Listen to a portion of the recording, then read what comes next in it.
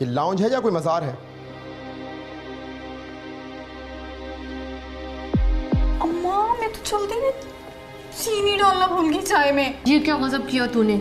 وہ غلطی معاف نہیں کرتا، اس کا تعلق ذمہ داری سے ہو۔ صاحب عادتاً سخت ہے، دل کے بہت موم ہے۔ صاحب کسی بھی صورت یہ غلطی برداشت نہیں کریں گے۔ مجھے جھوٹ بالکل بھی پسند نہیں۔ کبھی کبھی میں سوچتی ہوں کہ محبت کی کہانی کہنا کتنا مشکل کام ہے، سمجھ میں نہیں آتا کہ کہاں سے شروع کروں اور کہاں ختم۔ میری زندگی کا دوسرا نام کرن ہے۔